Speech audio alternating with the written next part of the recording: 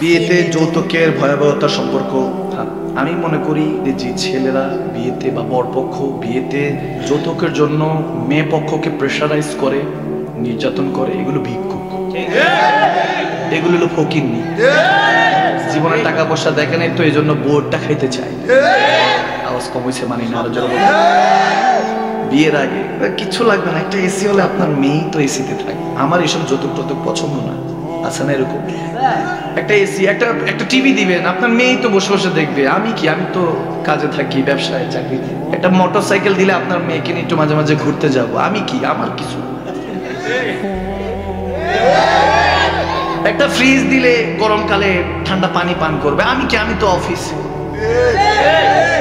একটা air cooler দিলে একটা যদি এসি দেয়, আমি কি, আপনার মেয়ে ঠান্ডা বাতাস খাবে, আমারটা কি? আমি তো ফ্যানের বাতাস খাওয়ার জন্য অফিসে, ব্যবসায় চাকরিতে। তারপরে আসতে ওখানে শেষ না তো, একটা গাড়ি দিলে আপনার মেয়ে তো বাচ্চাদেরকে নিয়ে স্কুলে যাবে, আমার কি, আমি তো অফিসে। আওয়াজ দেয় না। এমনি কিন্তু ওনাকে জিজ্ঞেস করছে আপনি যৌতুক সম্পর্কে, যৌতুক একদম হারাম। কত বড় ফতুয়া দেখছেন? এর আগে দিয়ে যা চাওয়ার তা চাইয়া ফেলছে। এরকম যুবক এই সমাজে নাই। আওয়াজ দুই চারটা বাড়িতেছে, মানে আছে কিছু না। তাহলে যুবকদেরকে নিয়ে কিছু কথা বলা দরকার। আচ্ছা, বিয়ে করছেন কে কে? হাত তুলেন। মাশাআল্লাহ। ময়মুরব্বীর হাত তুলে লাভ নেই, এটা বুঝাই যায় সিগন্যাল নাকি? আচ্ছা, মাশাআল্লাহ। আর যারা বিয়ে করেন না, দেখি চেহারা নুরানি, চেহারাগুলি দেখি হ্যান্ডসাম, ভালো করে হাত তুলো, একদম হাত তুলে। যারা বিয়ে করে নাই, আরে তোরা তো বাবা দুনিয়াই দেখোস না। যারা অবিবাহিত আছে আজকে হাত তুলে বলবো আল্লাহ আজকে থেকে কোনো যৌতুক নিব। দুই হাত তুলেন যারা বিবাহ করেন নাই, হাত তুলে বলেন যে আমরা কেউ যৌতুক নিব না এবং কাউকে যৌতুক নিতে দিব না। যারা যৌতুক নেয় তারা হলো ফকিন্নি, কন্নি। আওয়াজ আসে না? কন্নি। আল্লাহ কবুল করুন। আল বুয়ুতিন হাদিস এসেছে, যখন সুদ ঘুষ খাইতে মন চায় খান, হাসর ময়দানে উঠবেন ফ্যাট একটা এত বড়, তারপরে আল্লাহ বুঝা দিব। ওটা যখন জাহান্নামে ফিনারে জাহান্নামা খালিদিনা, চিরস্থায়ী জাহান্নামে আপনাকে নিক্ষেপ করবেন, সেদিন বুঝবেন আল্লাহ সুদ ঘুষ থেকে এই সমাজকে হেফাজত করবে। আমিন বলেন, আমিন বলেন। এগুলো নিয়ে কি বলবো এখন? ব্যাংকের নামে ইন্টারেস্ট দিয়ে, ওগুলি সুদ। ব্যাংকের পাবলিক টাকা রাখে না, রাখে তো কি? ব্যাংকে টাকা রাখে না? বিদেশে কি, বিদেশ থেকে কি ব্যাংকে টাকা পাঠায় না? ওটার ইন্টারেস্ট আসে না? ওটাই তো সুদ। এগুলো সব ইহুদি নাসারাদের ষড়যন্ত্র।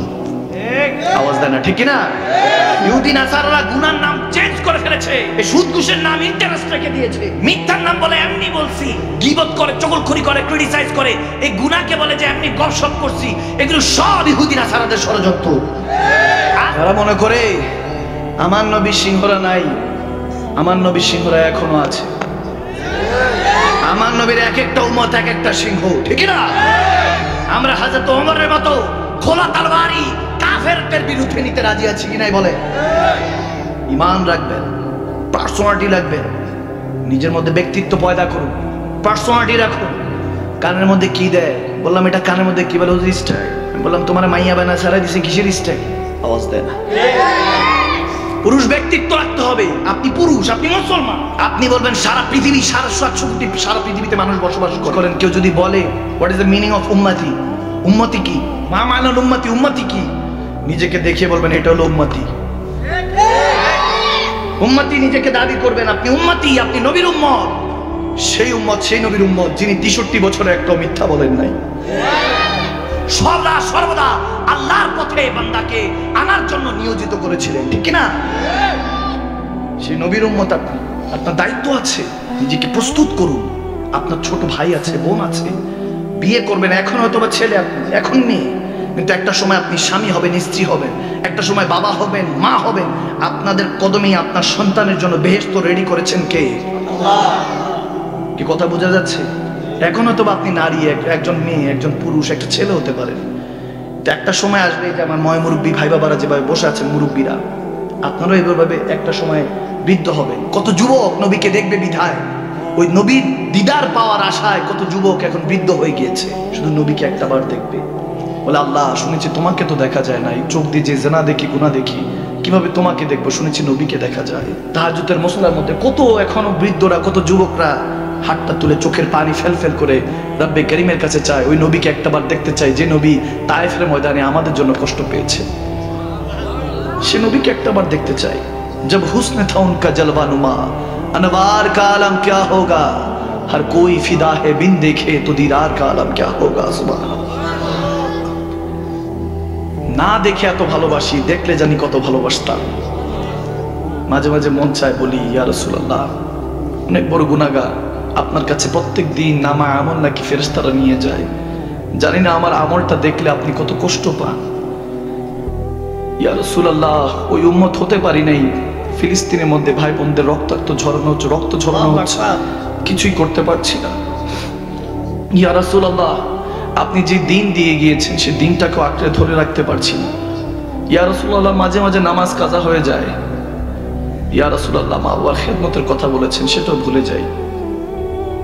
ইয়া রাসূলুল্লাহ সমস্ত গুনাহ করি, কিন্তু একটা জিনিস সবসময় মনে মনে ভাবি, ইয়া রাসূলুল্লাহ আপনাকে বড় ভালোবাসি। সত্যি করে বলছি, এখনো হয়তোবা অনেক যুবক আছে যারা হয়তোবা আল্লাহকে দেখে নাই, জিবরিল দেখে নাই, কোরআন সত্যি কি নাজিল হয়েছে এগুলো জানে না, কিন্তু আপনি নবী মুস্তাফা বলেছিলেন এটা কোরআন সবাই মেনে নিয়েছে, সাহাবাদের মতো সবাই মেনে নিয়েছে। ইয়া রাসূলুল্লাহ আমাকে ওই তৌফিক দেন যাতে দ্বীনকে জিন্দা করতে পারি, কোরআনকে প্রত্যেকটা মুমিনের সিনার মধ্যে ধারণ করাতে পারি। ইয়া রাসূলুল্লাহ আমার আল্লাহ বলেছেন তোমার তওবা আমি কবুল করতেও পারি নাও করতে পারি, কিন্তু আমার নবীর উসিলা যদি দাও আমি নিশ্চয়ই সে তওবাটা কবুল করব। এই জন্য সবসময় কাঁদি, ইয়া রাসূলুল্লাহ আমি যদি হাত তুলি আল্লাহ কবুল করতেও পারে নাও করতে পারে, আমার চোখের পানির দান আল্লাহর দরবারে হতেও পারে নাও হতে পারে। মেরাজ রজনীতে আপনি আল্লাহর কাছে জিজ্ঞেস করেছিলেন, আল্লাহ তুমি তো সমস্ত কিছুর মালিক, তোমার তো সমস্ত কিছু তোমার হুকুমে চলে, আল্লাহ তোমার কাছে কি এমন কোনো কিছু আছে যেটা বান্দার কাছে আছে কিন্তু তোমার কাছে নাই, এমন কোনো জিনিস আছে যে তোমার কাছে নাই? আল্লাহ ওদিন বলেছিল আমি সমস্ত কিছুর খালিক ও মালিক, সব কিছু আমার নিয়ন্ত্রণে, সব কিছু আমার কাছে আছে, কিন্তু একটা জিনিস ছাড়া, সেটা হলো বান্দার চোখের পানি। এই জন্য হয়তো বা রাব্বি হাবল উম্মতি বলে আমার নবী এখনো কাঁদছেন মদিনাতুল মুনাওয়ারায়, যাতে আল্লাহর দরবারে চোখের পানিও কম না থাকে। সুবহানাল্লাহ সে নবীর ঋণ কি দিয়ে শোধ করবেন বান্দা? উঠুন, উঠ বান্দা, क्यों डरता है, देख खुदा फिर क्या करता है। উঠুন, সে আল্লাহর নামে উঠুন, রাসূলুল্লাহর নামে উঠুন, আবার নতুন করে শুরু করুন। দুনিয়াদার মানুষরা আপনাকে কি বলবে ভাবার দরকার নেই, চিন্তা করতে থাকুন। কবরে নবীকে চেহারা দেখাতে হবে, হাসরে আল্লাহর কাছে হিসাবটা দিতে হবে, ঠিক না? আল্লাহ কবুল করুক, আমিন বলে। সম্পর্ক তো রাখেন না আল্লাহ ওয়ালাদের সাথে, এমনও আপনারা দয়াল নবীর শান জিজ্ঞেস করেন, আমার নবীর শান কত উপরে, আমার নবীর শান দেখতে চান? আমার নবীর শান তো অনেক উপরে, আল্লাহর শান তো অনেক উপরে। গুনাহগারের কাছে আসবেন, পানি পড়া ফু দিয়ে দিবে, 41 দিন খাবেন, পান করবেন দাঁড়িয়ে কেবলামুখী হয়ে, যত রোগ আছে সব ভালো হয়ে যাবে ইনশাআল্লাহ। ওজিফা সব আছে কোরআনের পাকে, আল্লাহ তাবারক ওয়া তাআলা সব দিছে, বান্দা তো জানে না। রিজিকে বরকত হয় না, আমার কাছে আসে না, আমাদের কাছে আসে। বিদেশে গিয়ে বেকার পড়ে আছে, টাকা পয়সা নাই, বিদেশে যেতে পারতেছে না, এটা সমস্যা ওটা সমস্যা, সব সমস্যার সমাধান আছে কি নাই? আওয়াজ দেন, আছে কি নাই? আমি সবসময় বলে থাকি, এ প্রিয়, যখন সফলতার চরম শিখরে পৌঁছাবা তখন তিরস্কারের সম্মুখীন তোমাকে হতেই হবে। ধৈর্য ধরে সহ্য করে সে রবের প্রতি আস্থা রাখো, একদিন সফলতা চিৎকার দিয়ে বলে দিবে তুমি কে, ঠিক না? একটা ওয়াকিয়া বলার ছিল, ছোট্ট করে যদি 1 মিনিটে বলি। এই যে যারা দিয়েছেন তাদের জন্য বলতেছি, যারা মসজিদে, মাদ্রাসায়, মেহফিলে এবং গরিব মাসাকিনে যে শীতকালে যারা বস্ত্র দান করে থাকেন, যারা এই যে দান সদকা করেন, তাদের নেয়ামতে দুটুকু খাজা আজমের খাজা মাইনুদ্দিন চিশতি আলাইহির রহমা 90 লক্ষ বেদিনকে যিনি কালমা পড়িয়ে মুসলমান বানিয়েছেন, তেনার একটা ছোট্ট ওয়াকিয়া মনে পড়লো। যারা দান করেন তেনাদের মাকামটা কেমন। এরকম মজলিস বসা ছিল, খাজা আজমির বলতেছেন মসজিদ তামির করা হবে, মসজিদ বানানো হবে, কে আছো দাও। একজন ধরাঢ্যবান ব্যক্তি 1 বস্তা টাকা নিয়ে হাজিরা দিল, সবাই মারহাবা, নারায়ে তাকবীর, নারায়ে রিসালাত, জিন্দাবাদ জিন্দাবাদ দিচ্ছে, মারহাবা মারহাবা দিচ্ছে। খাজা মাইনুদ্দিন চিশতির কাছে গিয়ে বলল, হুজুর আমি এটা দিতে চাই, 1 বস্তা টাকা পয়সা।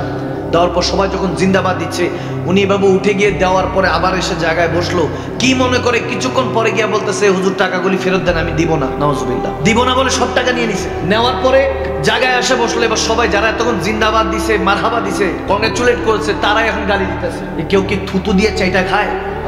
কেউ কি থুতু দিয়ে চেটে খায়? নিজের থুতু ফেলে পর সেটা চেটে খায়? বলে তুমি দান করলা, দান করে আবার নিয়ে নিলা। সবাই ভরা মজলিসে, সে কোনো কথা শুনছে না, চুপচাপ বসে আছে, চুপচাপ বসে আছে, গালি গালা, সবাই মুর্দাবাদ, আর আল্লাহ তার উপর লানত বর্ষণ করুক, নাউজুবিল্লাহ, এরকম বিভিন্ন গালমন্দ করলো, কিচ্ছু হলো না। পরে খাজা মাইনুদ্দিন চিশতি চুপচাপ, হিন্দুস্তানের গরিবে নওয়াজের কথা বলছি, দান সদকা কত বড় নিয়ামত দেখে। ওই যে ডান হাতে দিবেন বাম হাতে যাতে খবর না হয়। বেরিয়া যখন এরকম হলো, ওই বড় লোক যখন বছর দুয়েক পরে ইন্তেকাল করলো, কেউ জানাজায় যায় না, বলে উনি অমুক দিনে দান করে নিয়েছে, বলেছে দিবে। অনেকে আছে এরকম, বলে দিবে কিন্তু বছর পরে, এক বছর পর খুঁজেও পাওয়া যায় না। আছে কি নাই? যখন 2 বছর পর ওই ব্যক্তি মারা গেল, কেউ জানাজা যায় না, জানাজায় কেউ যায় না, বলে আর উনি দান করে নিয়েছে, না জানাজা যাব না। কিন্তু খাজা মাইনুদ্দিন চিশতি বলতেছে সবাই জানাজায় আসো, তেনার জানাজা স্বয়ং রাসূলুল্লাহ বলেছেন আমাকে খাবে এসে, আমার মদিনাওয়ালা বলেছেন তেনার জানাজা সবাইকে নিয়ে পড়ার জন্য। সুবহানাল্লাহ। আল্লাহর নবী হুকুম দিয়েছেন খাবে এসে, আর আমার নবী যেটা স্বপ্নে এসে হুকুম দেন সেটা আল্লাহর পক্ষ থেকে হয়। সুবহানাল্লাহ বলেন। দেখেন দান সদকা কত বড় জিনিস, যারা মন থেকে দান করে। যখন খাজা গরিবে নওয়াজ মাইনুদ্দিন চিশতির এই কথা শুনলো সবাই অবাক, তাজ্জুব, স্ট্রেঞ্জ। কি বলেন হুজুর, আপনার সামনে দান করে ফিরিয়ে নিয়েছে, এখন আবার আপনি বলতেছেন ওনার জানাজা পড়ার জন্য? এত বেঈমান হয়ে গিয়েছিল, এর ইমান সালামত আছে? বলে হ্যাঁ, ওই রাতে সে 2 বস্তা টাকা নিয়ে এসেছে। মারহাবা বলে। বলে যেদিন টাকা 1 বছর নিয়েছিল বস্তা, 1 বস্তা যখন ফেরত নিয়েছে, ওই দিন রাতের বেলা গভীর রজনীতে 2 বস্তা টাকা নিয়ে এসেছিল। বলে হুজুর আমি ওই সময় ফেরত নিয়েছি, আমাকে ক্ষমা করবেন। আমি যখন টাকা দিচ্ছিলাম তখন আমার নফস, আমার ভিতরের মধ্যে শয়তান আমাকে ধোকা দিচ্ছিল। নফস জিন্দাবাদ, মারহাবা পে, কংগ্রাচুলেট পে, সে বারবার সে খুশি হচ্ছিল। আমি তো আল্লাহর খুশির জন্য দিয়েছি, বান্দার খুশির জন্য নয়। এখন বান্দারা যখন আমাকে অ্যাপ্রিসিয়েট করছে, কংগ্রাচুলেট করছে, যখন আমাকে মারহাবা বলছে, আমার নফস বেড়ে যাচ্ছিল। এই জন্য নফসকে দমানোর জন্য বললাম, এ নফস তুই আমাকে শয়তানের দিকে ধাবিত করছিস, জাহান্নামের দিকে ধাবিত করছিস। এই জন্য সবার সামনে দান করে সবার সামনে ফেরত নিয়েছি। যারা মারহাবা করেছিল তারাই গালি দিচ্ছিল, তখন মনে মনে খুশি হচ্ছিলাম যে নফস আমাকে দুনিয়াদার বানাচ্ছিলি, কিন্তু আমি দুনিয়াদার নয়, দিনদার। এই জন্য নফসকে গালি খাইয়েছি। কিন্তু হঠাৎ মনে হলো দান করে তো ফেরত নিয়েছি, রব্বে করিম তো আমার উপর নারাজ হবে, এই জন্য আমি ডাবল নিয়ে আসছি, 2 বস্তা নিয়ে আসছি।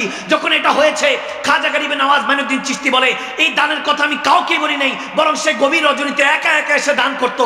ওই যে আমার নবী বলেছে ডান হাতে দান করো, বাম হাত যাদের টের না পায়। এই জন্য বলছি আজকে 2 বছর পর যখন ইন্তেকাল করেছে, বান্দার কাছে সে সাধারণ হতে পারে কিন্তু আল্লাহর কাছে সে অসাধারণ হয়েছে।